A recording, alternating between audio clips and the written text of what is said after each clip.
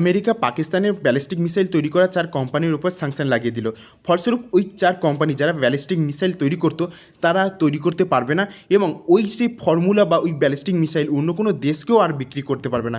ওই যে কোম্পানিগুলো অন্য অন্য জায়গা থেকে তারা যে আর্থিক সংগ্রহগুলো করেছিল, ফলস্বরূপ ওই কোম্পানি তো প্রচুর পরিমাণে লোকসান হলো এবং পাকিস্তানেরও একটা বড় একটা ধাক্কা লাগলো এবং ওই যে মিসাইল বিক্রি করে যে অর্থটা আসবে সেই অর্থটাও পাকিস্তানের কাছ থেকে হাতছাড়া হয়ে গেল।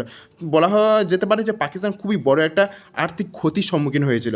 আর কিছুদিন আগে আমরা শুনলাম যে বাংলাদেশ নাকি পাকিস্তানের কাছ থেকে ওইসব ব্যালিস্টিক মিসাইলের যে ফর্মুলা বা ওইসব ব্যালিস্টিক মিসাইল নাকি পারচেস করতে চাইছিল, নিজেদের দেশে আমদানি করতে চাইছিল এবং নিউক্লিয়ার মিসাইল তৈরি করার যে ফর্মুলা সেগুলো নেওয়ার চেষ্টা করছিল। কিন্তু তার আগে আমেরিকা এইসব ব্যালিস্টিক মিসাইলের উপর সমস্ত কিছুর উপর পাকিস্তানে নিষেধাজ্ঞা স্থাপন করে দিয়েছে।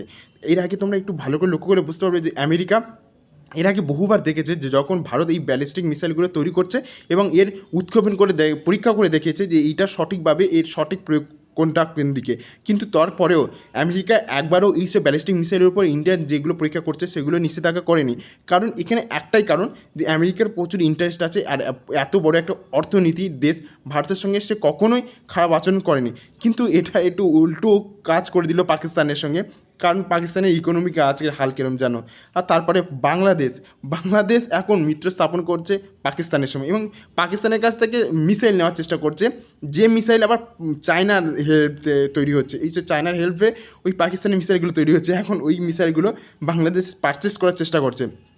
কিন্তু তার আগে আমেরিকা তো বিরাট বড় একটা স্যাংশন লাগিয়ে দিল এবং এর ফলস্বরূপ পাকিস্তান তো একটা আর্থিক ক্ষতির সম্মুখীন হয়েছে এবং বাংলাদেশের জন্য বড় একটা ধাক্কা।